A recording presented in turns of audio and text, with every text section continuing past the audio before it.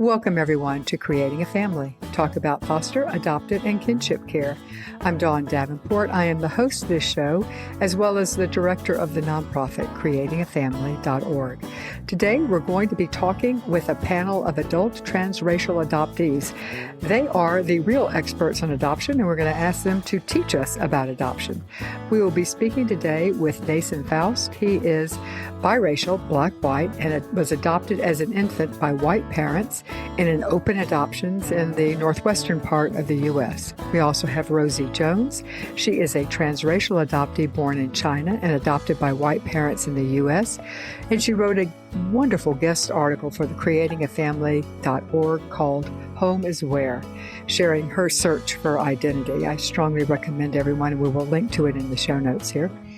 And we will be speaking with Jessica Luceri. She is a transracial adoptee born in Bogota, Colombia, raised by white parents in Long Island, New York. She works as an adoptee advocate, creating supportive spaces and adoptees for their families. And she works with the Spence Chapin Adoption Agency. So welcome, Rosie, Nathan, and Jessica. So glad to have you guys here. First of all, let me just say we are speaking about transracial adoption. And I always feel the need to say that, yes, that includes white parents adopting Black, biracial, Asian, and Latinx children. But it also includes adoptive parents of color who adopt white children.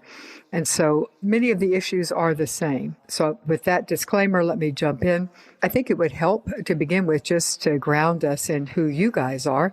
Let's start with Nathan. Can you tell us your adoption story? How old? I already said you were adopted as an infant, but still, how old and what your connections are in relations with your birth family as well? Absolutely. Thank you so much, Dawn. So my name is Nathan Faust. I was adopted at 3 days old, I believe. And my birth parents met in college. As college students, they weren't ready to take care of a child. And so they reached out to the agency Open Adoption Family Services, on whose board I sit now, which is a very full circle moment for me. Yeah, and so, yeah, absolutely. My birth mom met my parents when I was about maybe 6 months along. And so they formed a fantastic connection. My parents, they were living in Portland at the time. My birth mother was living in Salem, Oregon at the time, so only about an hour down the road. And when I was born, my adoptive mother, she was there in the room as well. And I was taken home after 3 days. And so over the past roughly, from 0 to 18 as I was growing up, I had my birth mother down the road. And my birth father moved to Australia when I was 8 years old. And so it was interesting having my birth family there as well. And really, my connection with adoption, I do work with the board on Open Adoption Family Services. I'm currently creating a collection of adoption-related poetry for a creative grant at Loyola Marymount University as well. And I really speak as an advocate for adoption to prospective parents, adoptees as well. Okay. Rosie, can you tell us your adoption story and if you have any contact with birth family? Yeah. So I was adopted from China in August 2001, and I was back 16 months old. I was adopted by 2 white parents, my father and my mother, and my half-sister, who is 9 years older than me. And just because of a lot of systemic and systematic things, I don't know my first family, which is very common for people who are adopted from China. Yes, by far the majority. Yes. And so if you do know somebody from China who knows their birth family, they probably did a birth family search. Mm-hmm. So yes, but my little sister was adopted from China a couple years after me. We're not related biologically. So that was cool because I actually went with them. So I got to see the adoption family perspective from a personal standpoint, and then also from my sisters, like being part of the adopting family as well. Mm-hmm. So then I grew up in a pretty rural white area in Maryland and grew up pretty colorblind in that kind of family situation. But I did grow up knowing a lot of the children who were adopted with me and like my Gotcha Day group. So I was surrounded by a lot of Asian American adoptees. And then when I went to college, I got super interested in race, culture, language, all the things that I didn't really have access to. Well, I won't say I didn't have access. I wasn't interested in knowing about growing up. And so actually I got connected with this organization when I wrote my senior thesis on Chinese American adoption. And then I wrote a little side piece for creating a family. Yeah. And again, it was focusing on searching for identity as a transracial adoptee. And we will talk some about that. Jessica, fill us in on your adoption story as well as your connections to birth family and the diversity of the area you grew up and things such as that. Sure. Thank you, Dawn. Thank you for having me. So my name is Jessica Luceri, and I am a transracially adopted person. I was born in Colombia, in Bogota, Colombia, and I grew up on Long Island in New York. I was adopted by two white parents, Italian American, and I grew up in a neighborhood with not much diversity at all. And growing up as an only child, I can't say that I was necessarily looking for myself too much within where I grew up, because I don't think that as much as I knew that there were differences and I knew that I was somebody who came from somewhere else, as a young person, I think I was really just, my friends were my friends, my family was my family. And as much as I was, again, proud to be a Colombian adopted person, because my parents had always kind of shared pieces of my culture with me, and they had always been very open and honest with me about where I was born and my story from a very young age. Even so, I don't think as a young person, I was really too interested in looking for community or looking for people who look like me. I definitely experienced a lot of situations being out with two white parents as a little brown girl with big curly hair. People speaking Spanish to me or, kind of looking at me with concern when they don't see people who look like me. So it was in those moments that I definitely was aware that there were differences that I had that my friends may not have had who were biologically connected to their families. But growing up on Long Island, I had really great experiences with friends. I did not experience that much othering in certain circumstances. I did, but looking back on them now, I can see that they were more just people not really understanding what it was like to have an adopted person in front of you. And then, as Rosie had mentioned, got to college and kind of experienced a sense of culture shock, seeing a lot of people who looked like me, and started to really find interest in finding my place within groups of people who look like me, because I wasn't immediately accepted by those who I shared culture, race, or birth language with. And it became not something that I did just to feel like I wanted to fit in, but it was something that was important to me because I hadn't experienced my culture, my birth language, or birthplace before that. As open as my parents were with me, they didn't bring Colombian culture home to me. I don't think that they really understood or knew at the time that was an important thing to do. Mm-hmm. So as I got older and spent some years in college and even beforehand, I found my community. I found other people who, again, shared the same race or culture with me, but also other adopted people. And through that connection with other adopted people, I became part of a huge network of specifically Colombian adopted people all throughout the world. And then that kind of also led me into the work that I'm now doing as a mentor and working in post-adoption services, creating spaces for adoptees and their family through the organization that I work with, but also with other different arenas within New York and the country. Being able to provide those services and spaces for people to grow and learn from one another has been really important for me because I didn't have that growing up. And just as, was mentioned before, where I was a part of a group that was really more focused on my parents having community, I knew other kids who were adopted too, because my parents had, adopted in Colombia and their families had also. But as much as I had that group of people growing up, I can't say that I really connected with them so much on anything adoption related. Mm-hmm. I am in Reunion, and I've been in Reunion for almost 18 years now. So I went from being an only child to the second oldest of 6 that I know of. I reunited with my birth mother's side of the family and have spent countless months traveling back and forth to Colombia, learning my language, connecting with immediate birth family and external birth family. And it's a roller coaster of experience being in Reunion for so many years. We will come back to that because I think that deserves some specific time to talk. You and Nathan have different Reunion experiences. Hey guys, have you subscribed yet to our free monthly newsletter? You can do so if you go to bit.ly/transracial guide today. The reason that is your URL is because If you subscribe today, you will be getting a new, wonderful, downloadable guide called Strengthening and Supporting Your Transracial Adoptee, directly on point for the topics of today's show. Again, go to bit.ly/transracial guide, all one word. Let me start with a more general question. And Rosie, I'll start with you just to mix things up. How did your parents treat adoption, and how did and does that make you feel about being adopted? How was adoption treated in your family? Yeah, adoption has always been something that was pretty normal in our household, especially because me and my younger sister were both adopted and we're both Chinese and my parents are both white. So it was never something that you could hide or cover up. So instead of hearing birth stories, we grew up with photo books of like, oh, here's photos of when we were in Beijing and then we flew to like Guangdong and that's where we met you. I grew up with all those stories and like family myth making, for lack of better terminology.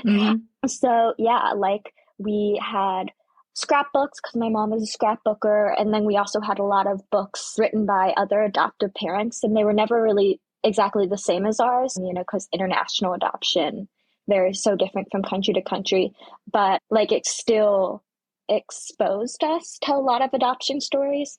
And so honestly, like I grew up feeling very comfortable being an adoptee, and I'm really lucky for that. But like I have been in a really great situation and I have a great relationship with my parents, and I'm very comfortable talking about my adoption with them.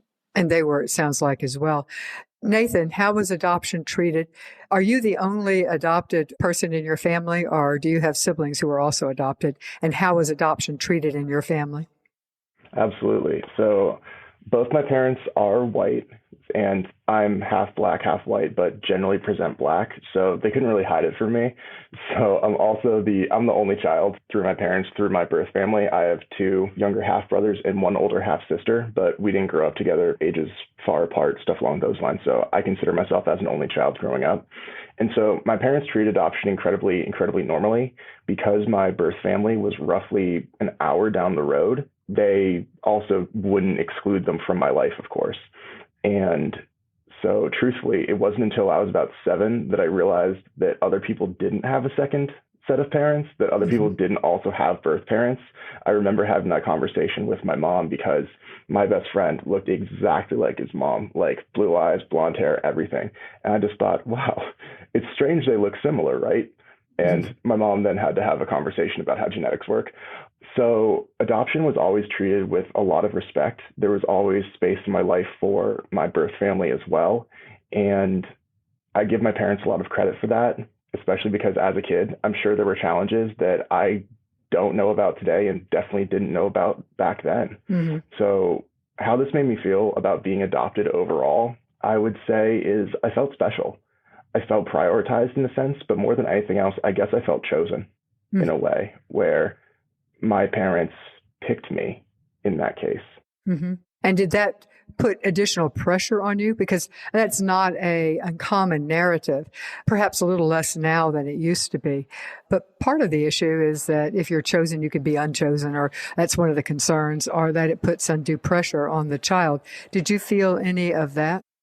I didn't feel any undue pressure in any capacity that I didn't put on myself. There were, well, truthfully, at this time, I'm 26 now, and it's only recently that I've begun really seeing that my actions that I take in life are mine alone, and that I don't really owe anything to anyone, that like I have a life that I love. I have parents who I love, and a lot of people have sacrificed for that. And it's only really recently that I began starting to think through, okay, what does this mean? If I don't, quote unquote, succeed or live up to any expectation, does that reflect poorly on them? Is it not worth it? What I think really stood out to me a lot is that from all sides, from my parents, has been the consistent narrative of you don't owe us anything. This is your life and we want you to live it. And as long as you're being true to yourself, that's all you need to be. And so I truly do appreciate that message. Yeah, I can see that. Okay, Jessica, for you, how did your parents treat adoption? Were you treated as the chosen one, or how did your parents treat adoption? And how did that influence how you feel about adoption? Well, adoption was really woven into quote unquote normalcy. That we had books on the shelf ever since I was little. I came off the plane and somebody handed my parents a book. Well, it was a family member, it wasn't just a stranger. Hanging out at the airport, Yeah, right, just waiting. Books. But he handed them a book called Why Was I Adopted? And that became, normal reading for us, woven into the many other books that we would read. And I think it was a really great way of showing how families can look differently, but still be a family. And so it created this kind of sense of, it's not this completely, unheard of situation to not look like your family.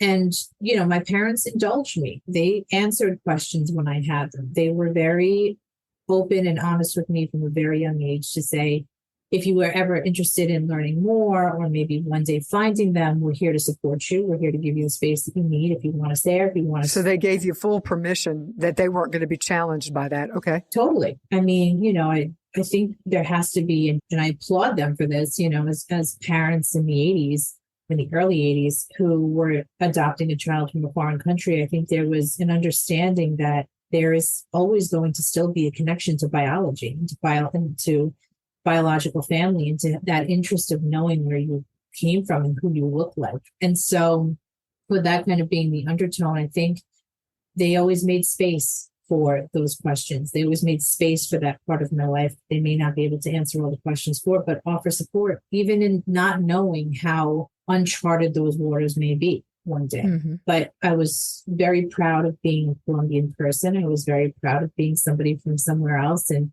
I think it made my story very interesting when I was able to share it with people. And, I had a lot of support from my parents. And I can't say that I felt chosen or even more special as an only child. I think I felt like I was their kid.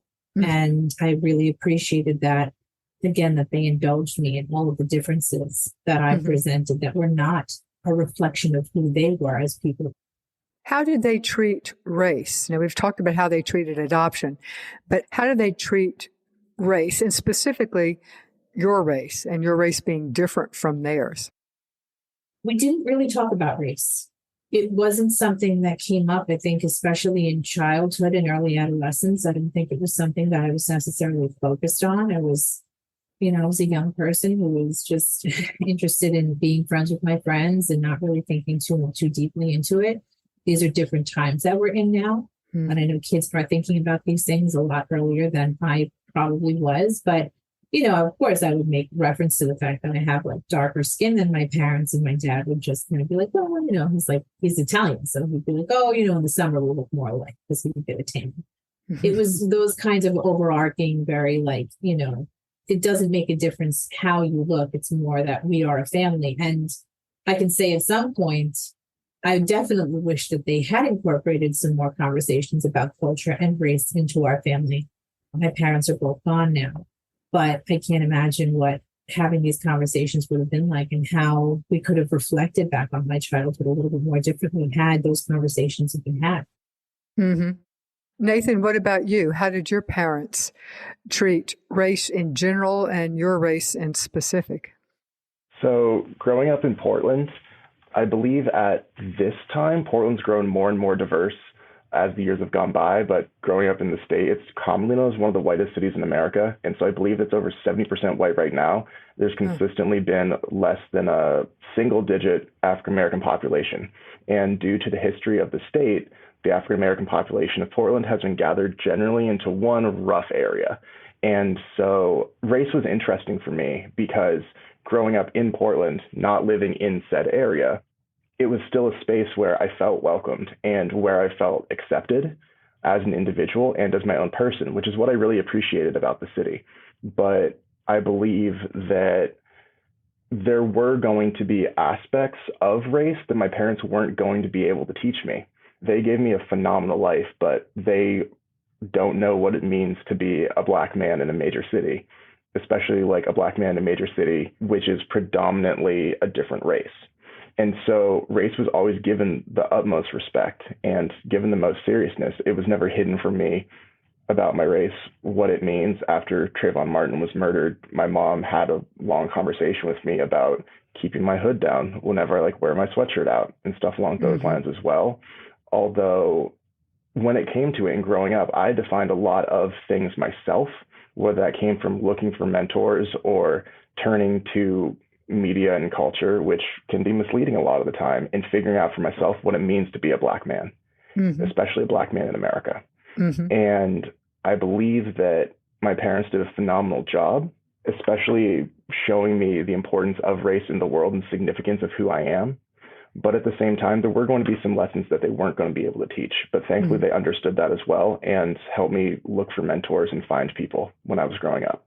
You said your birth mom lived relatively close and your birth dad did not. Is your birth mom Black or white? My birth mother is white. My birth father is Black.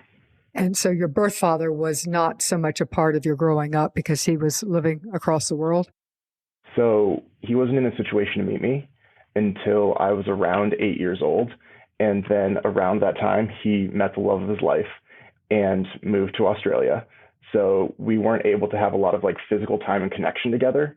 But thankfully, to the advent of technology, we talk all the time now, and we are able to have that relationship, even if we only see each other in person, maybe every couple of years or so. Gotcha. Okay. Rosie, let's talk about race and how that was handled in your family growing up. Yeah. So it sounds like me and Jessica might have had somewhat similar situations where we just like didn't talk about race, but it wasn't so much like my parents were avoiding it. It just didn't come up that often, you know? Like my parents grew up with white families. We lived in a pretty white area, and like you don't meet that many white people who are walking up to other white people and they're like, hey, what's up? You're white, I'm white. Like, we know, everybody knows. So the same situation was with our family where like people weren't coming up to us and being like, you're Asian and your mom's white. And like, that's weird. Like, it was just like something people kind of just like saw and then like looked the other way. And my parents were kind of like, okay, that happens. But like, they definitely emphasize the fact that it doesn't matter how you look, but that we're still a family. But I would say that for me, race and culture kind of go side by side, and they're not the same thing. But I feel like when I bring up my race, I also have to bring up my culture. So I grew up in a moderately colorblind home, but my parents did try to introduce a lot of Chinese culture to me growing up, especially the adoption agencies in the early 2000s were really pushing for parents to like send their kids to Chinese culture camps and like right. Chinese adoption picnics and learn how to use chopsticks and speak Chinese and all these things. Like, so my parents definitely opened up opportunities for me to do that. Like we connected with other adoptees in the area who weren't the ones I knew, you know, just like local organizations. They introduced me to Chinese. They introduced me to different culture classes, but because it wasn't super organic, it like never really stuck with me, you know, like if people around me aren't speaking Chinese, then it kind of felt weird to me to like be speaking Chinese. Right. So yeah. Gotcha. Jessica, you mentioned that your family, I think you said your family had a fairly colorblind approach. Would you recommend that colorblind approach for other parents now? Or do you feel like taking a colorblind approach when you're adopting a child of a different race, especially in the United States, is colorblind not the best approach? No, absolutely not. And I wouldn't say that my family was necessarily colorblind. I think that it was recognized, it just wasn't talked about as much. You know, there was an understanding that I was somebody who came from a different part of the world and had a different birth, race, and culture and language. But I don't think that they had necessarily all the tools or the wherewithal to understand that bringing that identity back to me would be important, or incorporating it into our family. And I absolutely think that it's important for families to be aware of the importance of identity, especially when you have people who are adopting from very culturally rich countries.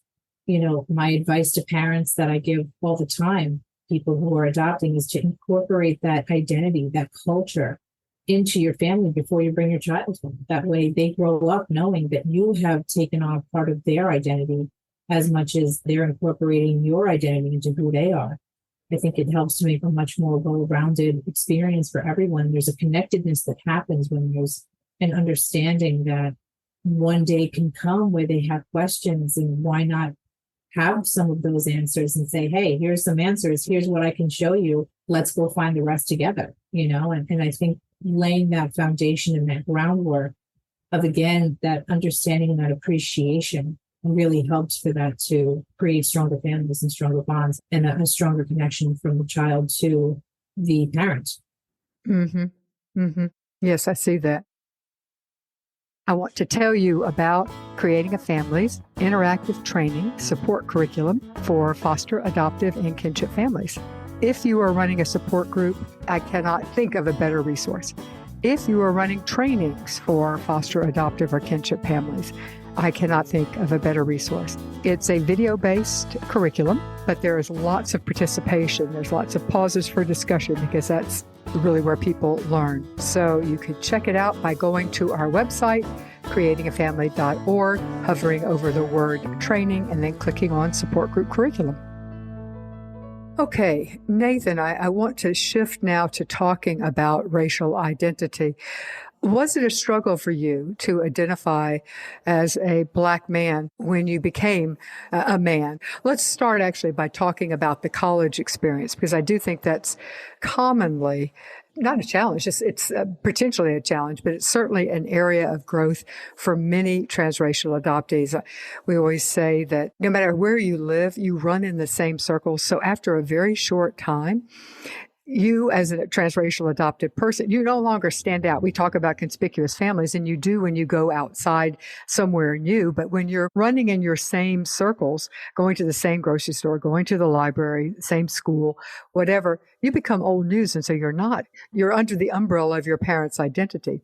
And one of the first times, not the only time, but for many people, often the first time is when they go to college. So let's start with that. So Nathan, when you went to college, did you struggle with knowing where you fit in? Did you fit in with the Black kids? Did you fit in with the white kids? Did you fit in with the biracial kids? Was it a struggle for you at all? What I would say more so is it was closer to a culmination of my whole experience coming into college. College was the first time where I had a physical separation from Portland overall. And I remember coming to Los Angeles, which is one of the most diverse places in the country, and just literally walking down the street and be like, oh, okay, this is what diversity looks like. This is what it's like when you have many different people from many different backgrounds living together, and all those cultures are blending together. But so I believe that I was in a particularly unique situation when it came to learning about my identity itself. I referenced Trayvon Martin being killed earlier. That happened when I was 15 or 16 years old. About the same age as Trayvon when he was killed, yeah. Exactly, yeah. And so growing up in that space, especially in terms of white-Black relationship in America, I didn't have the opportunity to wait until college until I got to assess what it meant to be a Black man. Gotcha. A lot of that was put on me very early, and especially growing up in an environment that had not a lot of diversity in it. Mm-hmm. Then I often found myself being the quote unquote like speaker for my race in certain situations. And so I think what was curious about that is that as I'm growing up, like I grew something like a foot from like 13 to 14, I grew a foot. Oh, and so man. Suddenly I'm no longer like, okay, I'm a kid. It's this is a man. This is a person who presents as a man. Mm-hmm. And now I'm in high school, and now I'm a Black man in America, learning what that means as I go forward. And so I think a lot of what was formed for me in high school was centered around my identity in terms of learning when to speak. When am I talking for myself? When is it my responsibility to speak up? And so when I got to college, I think having that disconnect, because as you said, Don, people don't have the cultural context of, or the situational or city context of, oh, I know your parents, so right. I have this. And so I was now a Black man in Los Angeles. And I would say that introduced new struggles into my experience, which was, okay, this is a much larger Black community in Los Angeles than there is in Portland, both in terms of percentages and numbers. What does this mean now? Now, where do I fit? And so I wouldn't say it was a reassessment of my identity per se. What I would say is a reassessment of my position and the responsibility that came with being myself. So I believe that as I've grown and developed and stepped further into my identity, there's a balance there, which is between what it means to be a Black man in America, but also what does it mean to be Nathan Faust? And parts of that come down to, I'm a creative writing master's student right now. Is that a Black thing to do? That's not my decision. That's not anyone else's decision. It's what I'm doing, and I'm Black. Mm-hmm. But then on the other hand, after George Floyd was murdered, people were reaching out to me to see if I was okay. And at that point, I was a Black man Mm-hmm. and also a friend in that case for them, and being Mm-hmm. there and being in community. And I remember going to a protest in West Hollywood, I think, and I walked into a room and there's another Black man there who I'd met like a couple times before, but we saw each other and it was immediate like connection. And that was something that's deeper than just like, oh, this is my name, this is what I look like. This is more so about my experience. And so I think a large part, especially after I went to college, was really figuring out the divide between what it means to be a member of a community versus what it means to be myself in any situation. Interesting. Okay, that makes sense. When you moved to Los Angeles, did you feel automatic acceptance and a part of the Black community? Or did you face questions of why does he talk white? Or he doesn't seem like the rest of us? Or did you face any of that? Truthfully, I didn't really when it came down to it. I think maybe it's because I came in from like a university perspective, and then I also didn't have a car in LA, so I didn't really, go very many places. You were primarily on campus, is what you're saying. Yeah, on campus, primarily in the area, like West Side Los Angeles, going to the beach and stuff like that too. And I think that university provides such an interesting experience and aspect too, because what you're going to find is there's not going to be a monolith of one community that's only, hey, if you're like this is the only way to be. I think that was one of my larger fears coming in, that if I didn't speak a certain way or know certain things, then I wasn't going to be accepted as myself. But really, when it came down to it, I found it was much further from the truth. Oh, that's reassuring then. It really was. That in that setting, I wasn't, even like in times where I've been challenged for like standing out for any particular reason, it's not because you're Black and you're standing out, it's because you're doing something differently. Yeah. And I'm blanking on his name, the Central Park incident that happened, I believe, in 2020, where the guy was walking in Central Park and he was a bird watcher and he was Black, and the white woman called the police and said he was threatening her when he was asking her to put her dog on a leash in a place that dogs were required to be on the leash. He has just written a book, and it's fascinating. He talks a lot about the fact that, as a bird watcher, is bird watching a Black thing to do, and how ultimately had to think that I don't care. It's my thing to do. I'm interested in it. I want to do it. Anyway, it's a great book. Rosie, let's talk about college for you and your racial identity formation and how college played, and then after college. Yeah. So like I said, I didn't grow up with a lot of conversation about race in my home. And we definitely, in middle school and high school, we had plenty of conversations where we were all poking fun at each other's race, but nobody was ever taking anybody's race seriously and having like those good conversations. So I went to a predominantly white Christian college in Pennsylvania. The racial divide is 18% students of color. And when I walked on that campus, I was like, oh my gosh, this is the world. Like, it is so diverse here. It's crazy. I called my mom and I was like, where am I? I don't know. And then by the time I was a senior, I was like, yo, I got to see more parts of the world than this. If this is diverse, I clearly need some more exposure. Honestly. But yeah, like I definitely had that color shock when I went onto campus. And so for me, understanding my racial identity was moderately hard because there wasn't a lot of people I knew who were talking about Asian American identity at that time. So by the time I went to college in 2018, a lot of my knowledge of race was based on the Black Lives Matter movement, which on one hand is like good in that they're doing good work and they're people of color and I'm a person of color, but their lived experience is so different from mine that like it definitely feels like I started hopping different people's identities and like trying to fit them on like a hat, and then realized, oh, this isn't the right one. And so then I would switch hats, so I would bounce from like trying to understand the Asian American identity from like a Black perspective. And obviously I'm not Black, so that didn't work. The biracial experience, which kind of fit, but also I'm not biracial, so it kind of didn't. Like where I was going to college, there were a lot of military kids and missionary kids. And I was like, oh, I kind of fit the transcultural, intercultural sort of thing. And then I was like, no, I don't. I don't at all. So it was definitely a very odd time period. For anybody who knew me in college, like bless their soul if they're still friends with me, because I was going through some major identity shifts. But I ended up being an English major in college, creative writing. And so I did a lot of free writing. And then we were doing a lot of literary analysis and focusing a lot on the intersectional parts about gender and race and other things like that. And that's where I really got to dive into who I am and kind of find other people who were my race and going through my experience. And unlike a lot of other people who I think know a lot of people, which I do now, at first, when I was really working through my racial identity, I found a lot of my role models and my mirrors in literary figures and in authors and books. So interesting. I hope to come back and talk about mentors. Jessica, how about you? When was your first realization? You've already mentioned it was when you went to college. Did you struggle with where you fit in with your race? And did that happen in college? Absolutely. I went to when I was in school, the kids I went to preschool with were the kids I graduated high school with. It was a small school district within a larger area.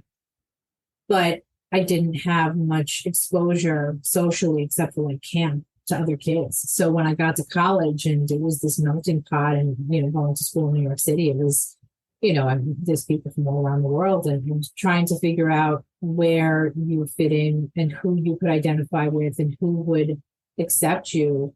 And also in that same moment, understanding that it wasn't necessarily a new concept because I was in college. But, as you are moving through adolescence and identity formation in those years between 12 and 17, right before emerging adulthood, you start to realize that the world is going to identify you in ways that make them feel comfortable. And so you have to then kind of incorporate that into how you identify yourself, but how you approach people for the first time.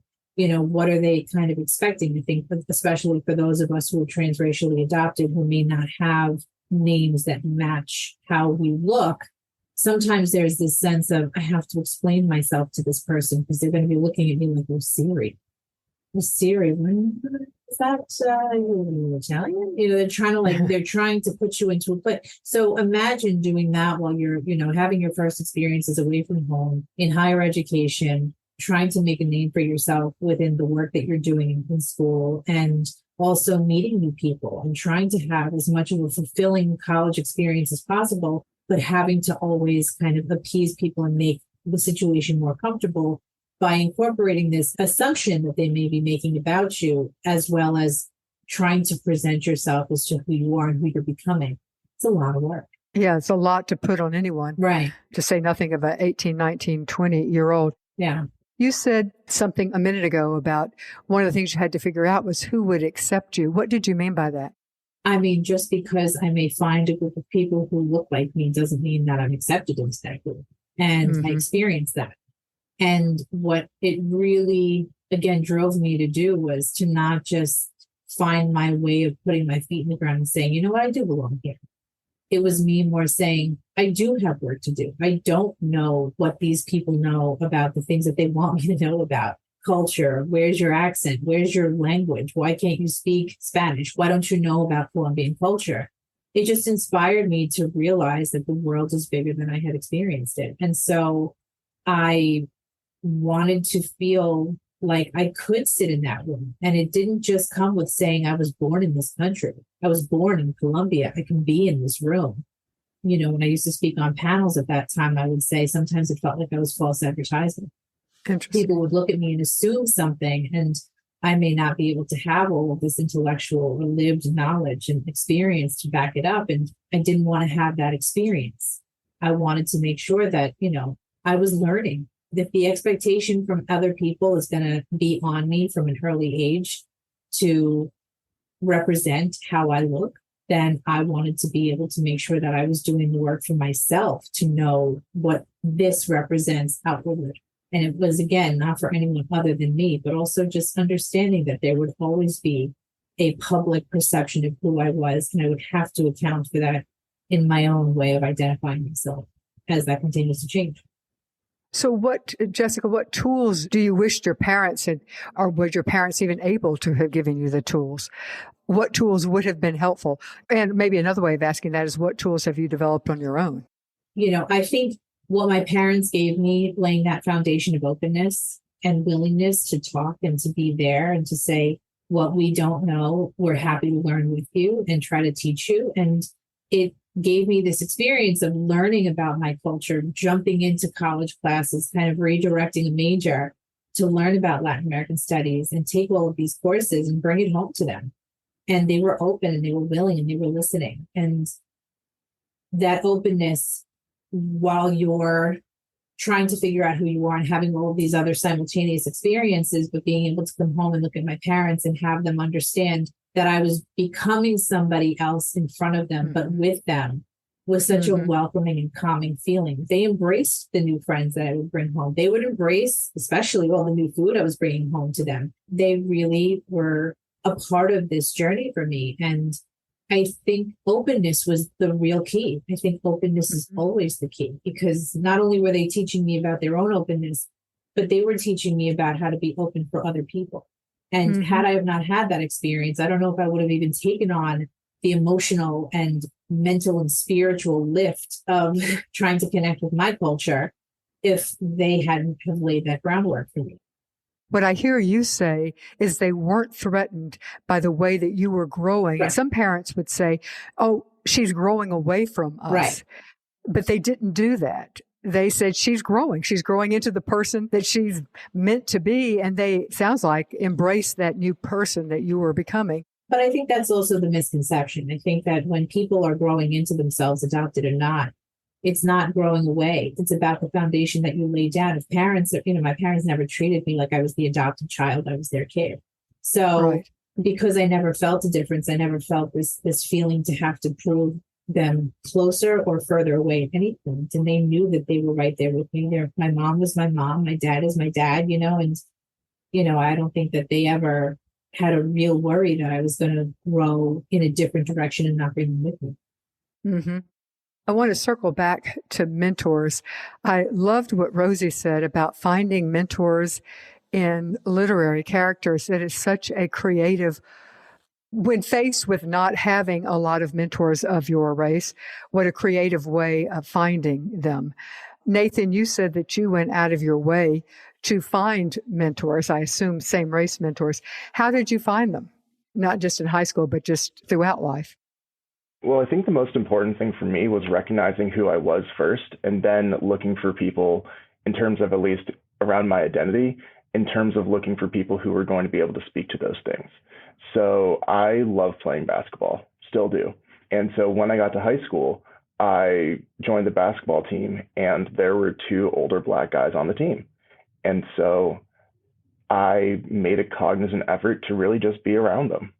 I didn't specifically ask them, well, what does this mean? Or like, well, how do I do that? Will you be my mentor? You did not ask them that. Exactly. Yeah. It's just about being in the same space as someone with the same identity as me who also had a shared experience.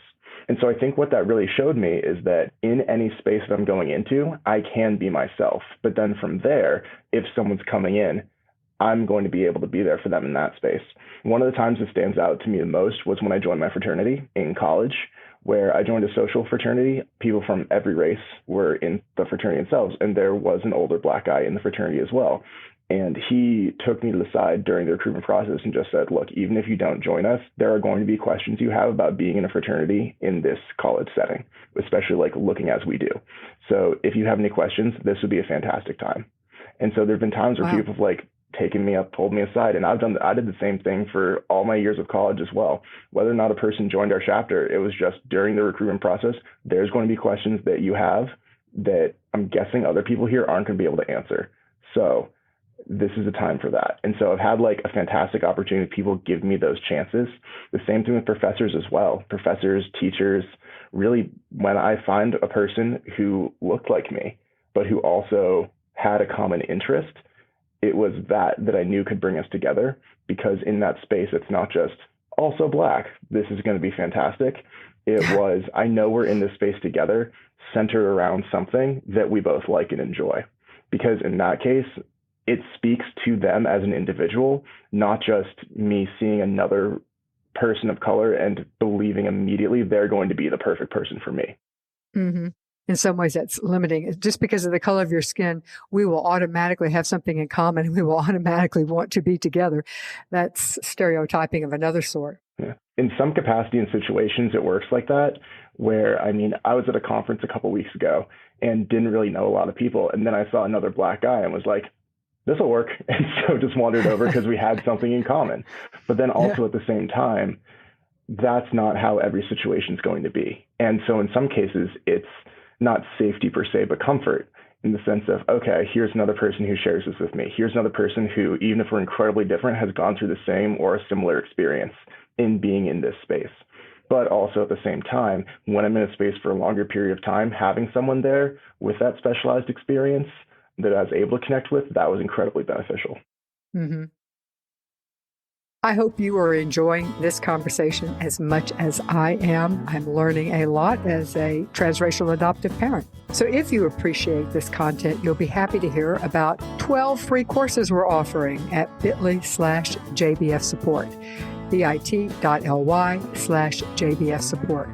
Jockey Being Family Foundation are sponsoring this library of courses, so check it out today. Okay, I want to ask y'all each a question that's a little awkward, but were you ever, and again, this is probably going to be post-high school, maybe not, were you ever embarrassed if your parents showed up in some type of gathering where you weren't already known because it meant that you would have to either acknowledge that you weren't 100%, the false advertising, as Jessica said, that your parents would bring that to the fore, or that you would have to go through explaining, who are those people? Well, they're my parents, and have to go through it. Was that ever embarrassing for you, Rosie? Well, it's so interesting because yes, the answer is definitely yes. Thank you for being honest. When I was younger, I had a mom who was pretty involved in my school. I went to public school, but like my mom was like volunteering and stuff like that. But like you said, everybody knew my family. So it wasn't like, oh, okay, this is weird. Like everybody was just like, oh, okay, that's her mom, whatever. But then, like you said, when I went to college, you get to start over as a new person with a new identity, and you kind of just get to like create yourself how you want yourself to be as an adult. And I had like never experienced that. I never even had a second thought about like doubting what my parents looked like and what I looked like. And then the first time I met my parents at college, they came to visit, and we were walking around Target and we bumped into some friends, and I wasn't necessarily embarrassed, but I was like, oh yeah, these are my parents. And they gave me this look that was like, oh, and I was like, why are they looking at me? Why are they looking at me? This is weird. And then even more so, I will say, I've made this joke. We haven't done it per se, but my dad is a tall white man, and I am a young Asian woman. And I always say I couldn't take him to the bar with me. I would love to because he would buy my drinks, but I can't take him to the bar with me because it's going to be a weird situation where everybody's like, that's a young Asian guy with an old white guy. He's not that old. But, it's like situations like that where I actually do have to be kind of cognizant about it. And it's like super humorous from like an adoption daughter-father lens, but also like super, super awkward and not a situation that either of us want to put ourselves in. Yeah, and I know adopted dads are very aware of that. Jessica, what about you? Were you ever wishing you didn't have the explanation that had to come with, or that you felt it challenged your fledgling new identity you were trying to create? No. Truthfully, no. Like I said, I grew up in such a small community of people that like my whole life I had my parents and people knew who we were as a family. And I didn't get to have much time with my parents after my early 20s. So I didn't have those experiences. And even in meeting with people that they were meeting, like I was mentioning before, knew I was adopted. So I wasn't, there was no, like I felt like I had to explain myself to people. People already kind of knew that part of me and knew about that. You didn't have the opportunity in a new place because you're right. Where you're growing up, you would not. Right. And even when I got to college, again, those people who were coming into my life at that time was the reflection of the people that I had found but again, who had known that that was my backstory. So they weren't surprised when they see these two white people in my house or like introducing themselves as my parents. Yeah, who are showing up. Nathan, what about you? Honestly, the same as Jessica, not really. I mean, my white parents picked to adopt a Black child, so that's their own fault if they were going to put themselves in those situations. But also, I honestly just trusted my parents that in any situation they were going to be in, they 100% have thought this through as well. And I'm very open about being adopted. It's something that I just kind of, if you've known me for about 10 minutes, you'll probably hear me allude to it in some capacity. Just not even though it's like a prep thing, just as kind of like this is my thing in like the situations where I am. But if people have questions, they can ask. But I think the human experience, especially through the advent of the internet and being able to see like all the different facets of human life around the world, I think that when I say these are my parents, if people have follow-up questions, they can ask them. But otherwise, I think people just kind of go, okay, and then just kind of just roll with it. You know, that may be a way that our society is changing in a good way, more accepting more options. I want to come back to something that Jessica talked about at the beginning and what she's made her life work as well. And that is finding community amongst other adoptees and specifically probably transracial adoptees. Jessica, when you were first talking, I picked up that was something that was very important for your development. Now that is what you do, is create space for adopted people. So let's talk a little about, we've talked about racial identity, but Nathan just alluded to this as well. That is one identity, but the other identity is the identity of an adopted person. And then a sub-identity to that, I guess, would be that of a transracially adopted person. Where does that identity fit in overall identity formation? And I'll start with you, Jessica. Yeah. I mean, finding community is a powerful thing, regardless of where you're finding that community or in what you're looking for that community. And for people who are adopted, you know, we have a lot of experiences and thoughts and feelings and moments in life that we may go through on our own. You know, as much as we could have had, like I had parents who created a very open space, there are still things that I held back from them because I wanted to protect them just as much as parents want to protect us. And so when I had the opportunity to become one of the founding mentors in our mentorship program at the organization that I work, it was a very powerful idea to be able to give back and kind of heal the younger versions of myself by being that example for other people, by giving that space, creating those spaces to have difficult conversations, find that commonality in younger people who are looking to connect with one another and who are looking to have that feeling of aloneness be a little bit less. And I think that as a transracially adopted person, finding other transracially adopted people has been huge for me. But what I also realize in talking to as many adoptees as I have is that we could be from anywhere in the world, but we all share this one like very deeply rooted experience, and it kind of levels the playing field in so many ways. So the transracial piece of it is important, but because there's a lot of other layers, just like you said, there's a lot of other things to kind of consider.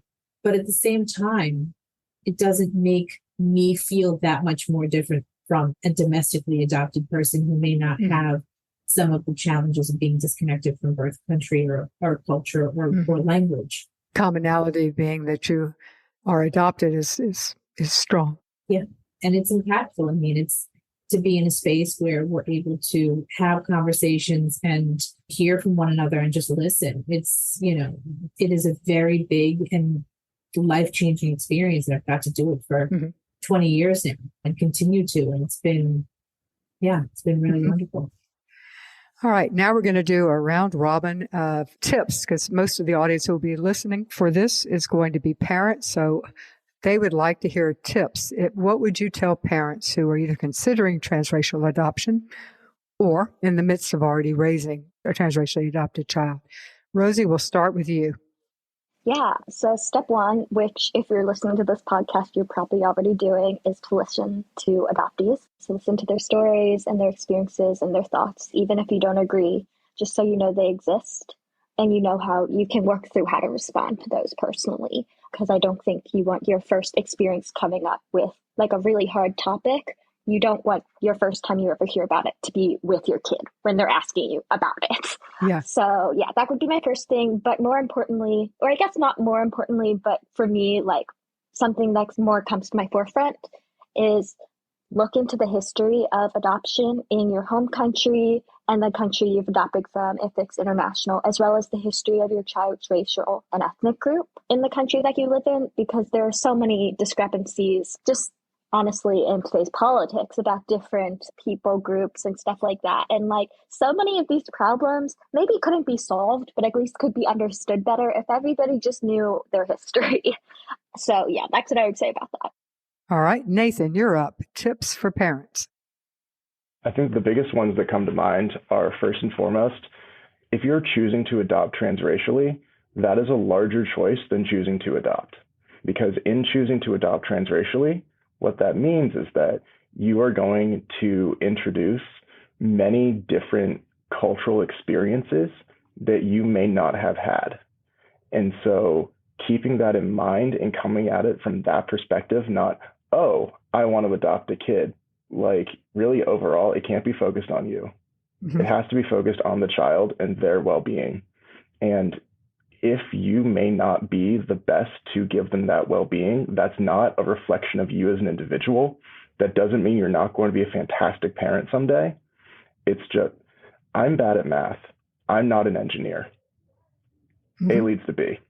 And so like, if you're not equipped and if you don't believe that you're ready for this challenge, then I would recommend looking at what you are ready for, because this is someone's life and it's really important. Mm-hmm. And there's going to be so many fantastic people out there who your love can go to. But if you don't feel fully equipped to do this, it's not a bad thing to recognize that.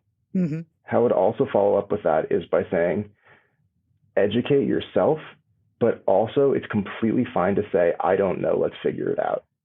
There's going to be so many wonderful, fantastic people out there. Again, I'm not an engineer. If I need help with engineering, I call an engineer. I'm not going to be able to do everything, but it goes back to that like proverb. It takes a village to raise a child. And especially in this case, it takes a village, because some people are going to have more information. Some people are going to have a lot more information. But also at the same time, you bring things to the table that only you can bring. And those are absolutely fantastic, and lean into those. But your child's going to be on an adventure. They're going to have questions. And making sure that from the beginning, they know who they are, they know their different aspects, and you know that them being different from you does not make them any less loved, any less valued as an individual. And also look into very specific, like skin and hair care. Mm-hmm. Like skin and hair care, essential. I did not understand the kinds of things that my skin and hair needed in comparison to my parents. And then really it was after college when I started taking care of myself properly, and the quality of life that has emerged mm-hmm. from me doing proper skincare has been off the charts. And so don't force a mentor. Always be there to answer questions or say you don't know, and know you're ready for the challenge. Mm-hmm. It is a challenge, but more than anything else, it's worth it. Excellent. Okay, Jessica, you get the last word. Tips for parents. I echo what my fellow adoptees have said, but I would also say, it's very important to find community, find your community, find other adoptive parents, understand the importance of incorporating identity and culture into your family, even lean into your own culture and your own experiences. It will make your family richer. And, adoptees, adopted people are not a monolith. We are all different. We have different experiences and different stories, and we have different interests in our own connection to our adoption story, and the ebbs and flows are there. They're real. And, creating that foundation of openness and willingness, I think, makes a very big difference in helping your child become who they're going to become, while you're also becoming the parents who are going to continue to support them. It doesn't, these years of education don't just exist when your kids are in school. There's a lifelong journey of education as what it's like to be a parent and what it means to be a parent of a transracially or just an adopted child. So I encourage everyone to find their community, find strength in numbers, and to just know that there's also sometimes spaces that they may not be able to be in to best care for their kids by finding community for their children. So there's a lot of wonderful opportunities out there for families, and I encourage everyone to look into those for themselves. Thank you so much, Jessica Lucieri, Rosie Jones, and Nathan Faust for being with us today to share your wisdom with adoptive parents. We truly appreciate it. Creating a Family is a nonprofit. We are dependent upon the support of organizations who believe in our mission and believe in putting their money behind their actual belief. One such organization is Children's House International. They are a Hague-accredited international adoption agency, currently placing children from 14 countries with families throughout the U.S. Children's House also provides consulting for international surrogacy. So check it out at Children's House International.